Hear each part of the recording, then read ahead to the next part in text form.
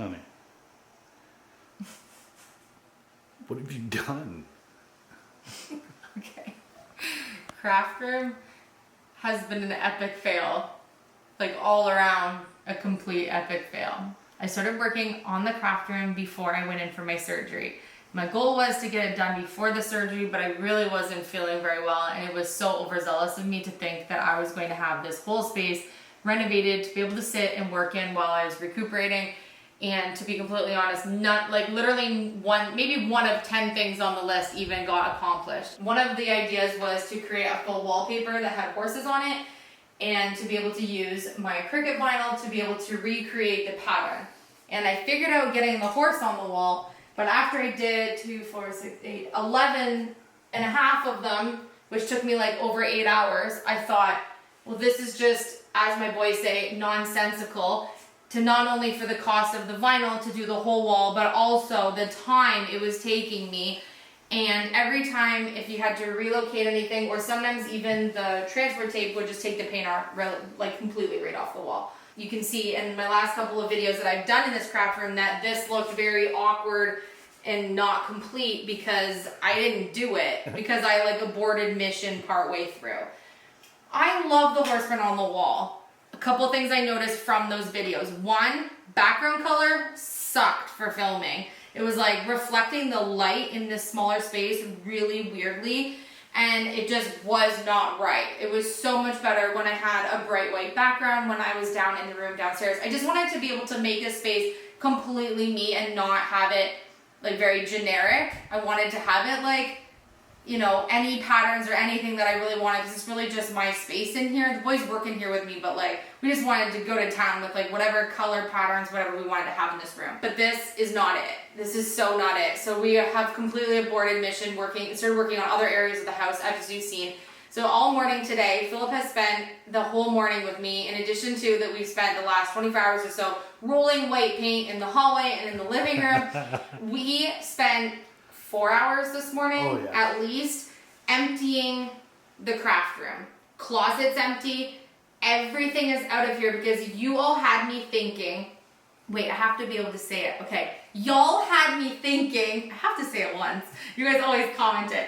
Had me thinking like crazy, and my creative brain was spiraling last night about how, oh my goodness, it's September. I need to get a move on for the things for the craft show and for my Christmas samples, and I have no spot to do that, where it's like a put together kind of creative space where you don't have nonsense in the way. I need to kind of just like take a day or two and make this space usable for now. It isn't going to be completely done. I'm going to come back in here probably after the busy season and revamp a few things or add some things and leave whatever I do right now. But this color's not working, and this has destroyed the wall that we had just drywalled. So I left one horse so I could show you if you had missed previous videos, but this is how it comes off the wall. Like, it does not matter in which type of way you try to take it off the wall. Like, you can't make this up. It's so bad. And it's tiny little pieces. And the idea is not bad. The problem is that this is a newly drywalled wall. So had this wall maybe been painted with a semi-gloss paint and had not been a brand new drywall wall, then I think the Cricut vinyl would have been fine. It's not about the Cricut vinyl. It's about the way that I applied the product. I ruined this whole... It's not a big deal. It's just like paint, I love this, right? like the complete. Like it's cute, right? Yeah, it's cute. It just gets worse. It's so here's patina. It's horse patina. Yeah, this was permanent vinyl. This was removable vinyl. So you can see where I switched rolls because I was just using black because I was trying different ways. Permanent vinyl, removable vinyl. This did not work. So I'm going to get these off, and then I'm going to try to repair this wall so that we can not only make the background where I stand in front of for videos better, but like this is not motivating. This is like shut the door and don't come in until after busy season. Tell you, the water looks better in the picture than the Diet Coke. Oh yeah. In case you're feeling like Alicia's looking a little tired in her videos this week, that's because I've been officially 1 week drinking no soda. Yeah. You know, you've done good. I'm proud of you, hon. I don't have any other devices. Like, I don't eat chocolate, I don't drink, I don't smoke, I don't do like all the other things. And so when you eliminate the one thing that you reach for when you're working on something, like if I'm building or I'm doing yard chores, I'm doing whatever, I usually have some type of a soda in my hand. Yes, I know it's not healthy. I have seen all of your DMs of all of you being so concerned about the fact that you see a Diet Coke or a Coke or whatever kind of soda in the video clip while we're working. I heard you, I listened, I'm not drinking it, but I'm not happy about it. We have... No, like, I'm very proud of myself because a week is... For me, it's like quitting smoking. I've never been a smoker, but I'm just saying, like, to me, that is the level of addiction with the soda that I have. And I know it's not good for me. I'm trying to get myself back to where I need to be, especially after my surgery, and so I made the responsible decision to cut it out. But I'm just saying, if I'm seeming a little grumpier over the videos, over the past next week or so, where Philip's looking a little grumpier, it's because I'm very difficult to live with right now. She is not difficult to live with at all, but she definitely made the decision for both of us, so there's no soda in the house, and she's right, there's been no soda for a week. Send me soda. We just start getting cases of pop in the mail. Don't send us soda. We are trying. Send me soda. We are trying to not have ice cold soda pop. The way you say it, oh my gosh, I can just pick. Oh, it's just so hard, and like, water's great. Yeah, water is great. It's healthy. It's a good decision. We are going to get like one of the water filters for our tap downstairs because we have a well, which is why you see us drinking bottled water, because you know we're a very eco-family and we don't want to buy a whole bunch of plastic bottles. But this was like stage 1 of abort mission on pop and into mission of only drinking water. Our boys drink tons of water. They don't drink soda at all. They've never been pop drinkers at all, so that's great, but we are definitely pop drinkers and always have been. Over the past 20 years, I'm not even sure how much soda between the two of us we've drank. Thousands, so we need to cut it out. So we really are trying to do that. Refillable water bottles is not working right now because we have the well. So we're either going to get filtration system for our kitchen sink that can go underneath, or get one of the cooler systems that the large jug goes on, and then we just refill that down at our grocery every week. So we just haven't got to that part, but first step was no pop. Let's get to the 30-day mark and we'll put the filter in. If not, we might just get one of those like soda taps. No, that's going backwards. That's going backwards. Oh, come on. Soda tap, on-demand soda, custom in the art room. And I can't do that like bubbly water or the like whatever machines that like make it bubbly. Carbonated. I can't do that either. So it's either like real water or... Carbonated, it's not real water. No, I know, but I mean, it's not soda. I'm saying there's no alternative that is satisfactory in my brain unless it's a pop. So it just has to be water or nothing. So YouTube family, if you're like us and you're addicted to soda and you want to cut it out, then join us. We're a weekend, but you can catch up. Proof that I'm drinking water. Hydration. It's like when you're sponsored by something and you don't actually show yourself drinking it, so they're like, I called baloney. They're not actually taking that. See, you witnessed, I am drinking water. Oh my gosh. This is the Diet Coke underneath the table over here. What? Okay, so today we are working in the craft room. We are not going to torture you with 3 days of rolling white paint in the hallway or the living room. So when that is completed in the next couple of days here, we will show you an update on what those look like. We're still deciding on whether or not we're going to do the copper in the ceiling. I think we're going to be a couple weeks just figuring out if we want to. It's not a high priority over getting the next renovation done for us, which is the dining room side of the kitchen, which Philip is like over the moon excited about. We are not starting that without you, so we're not going to do anything behind the scenes and then show you. We're going to show you like as it's happening, which is really fun. So today is another kind of stormy day. We want to get this situated because I want to be able to have not only samples for our elysiaenglish.com site. October 1st, I will launch all of our Christmas samples for this year. I'm going to make however many of each item. When they're gone, they're gone. So the site will be up, and then it'll be like last year where get them while they're on there. Otherwise, unfortunately, you'll have to wait. I am going to make sure this week that I put up a couple of the samples that we had from last year. I do have a small selection of a couple of the ornament items that we had last year that is holding out for last year in case we got into another show really close to Christmas and we didn't end up doing it. So lucky for you, because many of you were asking like, darn it, I missed out on the baby Hudson and London ornaments or the Mosey Bear or the owl ornament or the I love you hands. I will put a couple of those on elysiaenglish.com. And then again, that will be like, there's very limited number for those ones that I have left from last year. And then I'll have brand new designs that are going to go up on October 1st. So I heard your words. You're yelling at me like, no, put them on the site. Don't just put them at this little shop here that I'm going to do for the craft show at the end of November, because I mean, obviously you are not all coming to Nova Scotia in November. But you're welcome. To come to the craft show. So I hear you and I totally get it. So I will do everything in my power to make sure that you have samples for October 1st. That being said, orders will go out before November 15th. And I'm going to do it early this year to make sure that with shipping between Canada and the US that there is no orders that will not show up before Christmas. So if you order the first week of October, they might ship right away, or there might be quite a few orders for each one where they will ship out on November 15th, okay? So I will make sure all that's written in the descriptions of the actual listings on the site so that you know when things will ship out.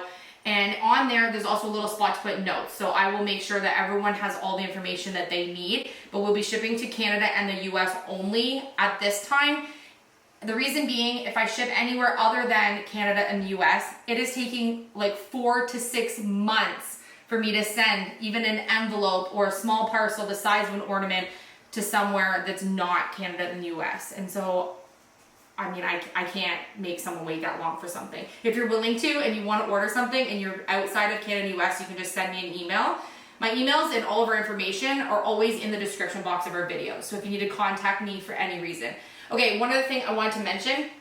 A couple people this week mentioned that they didn't know that I had a Facebook group where you can show me pictures of things that you're working on.